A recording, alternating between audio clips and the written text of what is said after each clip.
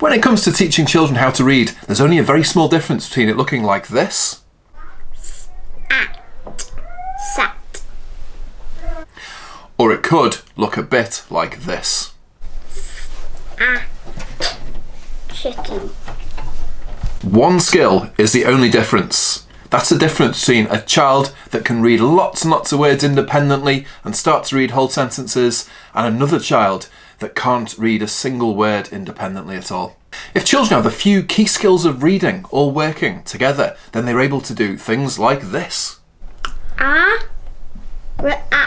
Rat.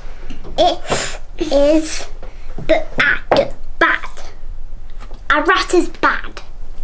Unfortunately, if they have just one key skill missing, it will look more like this.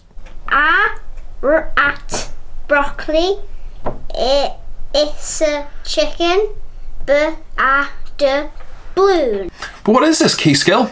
I'll tell you exactly what it's not to start with. This is the big myth. A lot of people think it might be learning the letters of the alphabet. This is never usually the problem. Almost all children, when they're ready to read, will learn the letters of the alphabet. My name's Martin Williams. I've been a teacher for the last 12 years of children between the ages of about 3 to 5. And in that time, I've taught hundreds and hundreds of children how to read. Out of all those, a few have had problems, but most of the time, there is this one skill that is the barrier to success. Before I put this video together as well, I spoke to quite a few of my teacher friends. They all said the same thing. 90% of the time, if a children has problems between about the ages of about 4 and 5 with picking up reading, it's always this reason. So what is this key skill? Time for a drum roll. It is blending. Blending is quite simply hearing sounds that have been chopped up and turning them into a word. So you're hearing things like p, it, and you're putting it together to make the word pit. It's as simple as that.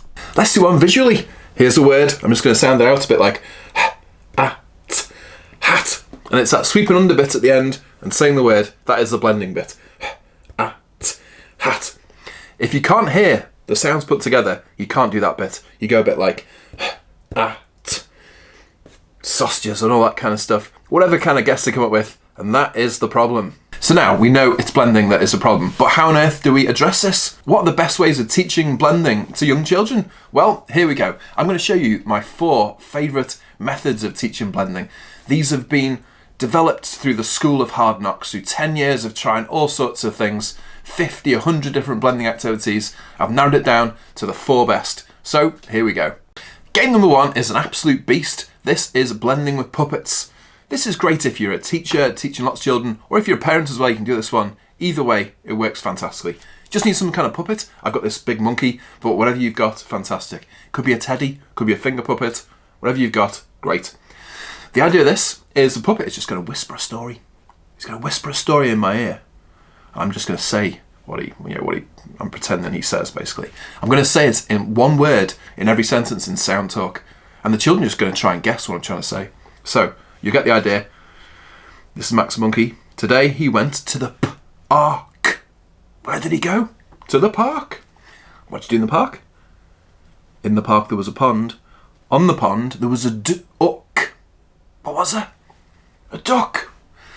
And all that kind of stuff. What was the duck doing? The duck was going quack, quack. Wow. And all that kind of thing. And if any children actually say quack or whatever, you go, whoa, yeah. You are a legend. You heard that word and you blended it and you made the word quack. Amazing. All that kind of stuff. And pick them up and give them as much confidence as you can. That is very, very important. One top tip with this is normally say the word quite quick when I start off. I go a bit like, on the pond there was a duck. So just so it almost sounds like the word. Because if you do that, it gives them much more of a fighting chance of getting it right. And it just boosts their confidence and all that kind of thing. Then when they get good, you can always slow it down. You can always go a bit like, oh, the duck was going quack, quack, a bit like that. But start a bit quicker, slow it down as they get good. Any kind of cuddly toy you can find will work great, particularly if it's one the children really, really like. Why not try a massive 6-foot husky? Or this weird multicoloured caterpillar kind of thing. This epic giant unicorn maybe. And if you've got any children that love unicorns, please do hit that like button. That really helps spread this video and promotes these ideas to a wider audience. So yeah, ding for the like button. Thank you so much. Blending game number 2 is another absolute belter. This is the Grumpy Cat game. You may have seen this character, this Grumpy Cat, on different social media. I think it's gone viral on YouTube. He's got his own Instagram account. It's basically the grumpiest cat in the world. Check it out. But you can get these toys now, these Grumpy Cat toys. The children absolutely love this Grumpy Cat toy, I have to say. And you can play the Grumpy Cat game. I should say, if you haven't got a Grumpy Cat, not a disaster, you can use any other kind of toy you've got that looks a bit grumpy or moody. I used to have a bulldog with a really moody face. That was perfect. But it's kind of vanished off the face of the earth. Never mind, we've now got the Grumpy Cat. The idea of the Grumpy Cat, it's an active blending game. So what happens is the children stand up, the Grumpy Cat gives orders. He's always in a terrible mood. Look how moody he is. He gives orders in a really aggressive, angry way. But he says them in sound talk. He says things like, "Put your hands on your head." And hopefully they do it. Put their hands on the head. "Put your finger on your nose." And hopefully they put the finger on the nose. "Put your hands on your knees." All that kind of stuff. Just make up some random orders. Nice and aggressive. The children love being bossed around. Also, I've seen lots of children can actually do this, even though they can't seem to blend in other situations at all. When the Grumpy Cat comes out, suddenly they can do it, and they put their hands on their heads, a pat on the back, all that kind of stuff, and it's all a happy day. Game number 3 is a classic as well. And to be honest, all these blending games are really good fun, and the children do love them. This game is Dress the Baby. This obviously has some kind of baby in, and baby's one of the most exciting things ever. So many children are passionately excited when any kind of baby is involved. So always want to win when you got a baby. Anyway, all you need for this is a baby, some kind of bag with a few pieces of clothing in it. This game's called Dress the Baby. So the poor little baby has some beautiful pieces of clothing, and they're all pieces of clothing that's quite easy to sound out. Like we have a gorgeous coat, hat, and let's do one more, and sock as well. There's a chant like all the best games. The chant goes like this: "Dress the baby, dress the baby." Have a go of that great song, and then do a bit of sounding out. So for example, the hat, what you do, you sound it out like a robot. You go a bit like, hat, hat, hat, hat. Do a bit of that to warm them up, and do it with all the objects. Then a lucky child will volunteer. There'll be loads of volunteers. We just pick some lucky person. They're going to come up, and you just say to them, "The baby wants to put on the sock." What can it be? That's right, it's the sock. The baby wants to put on the hat. Any ideas? That's right, it's a hat. So they just they put the objects on. It's all a happy day. Very, very exciting. This game works really well because there's only a few possible answers. There's only 3 objects, so they can't go that wrong.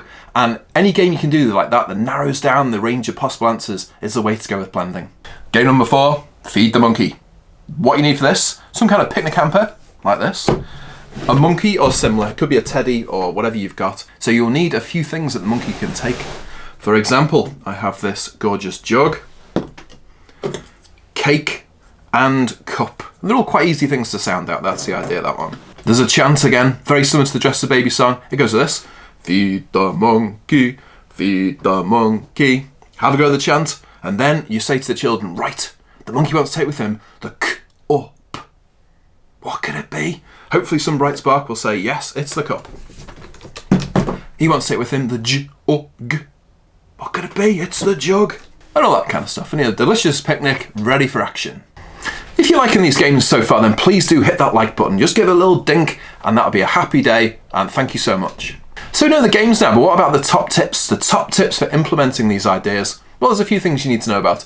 Number 1 is blending. I would do it every day. When you start, just keep going. Every single day, even just like 1 or 2 minutes. Most of the games you looked at there, they're pretty quick, and that's a bonus. So you just throw in a bit of Dress the Baby, throw in a bit of a puppet story, but keep going for weeks and months. That is the only way, because if you stop, a lot of children just forget. So keep going, they're much more likely to find success.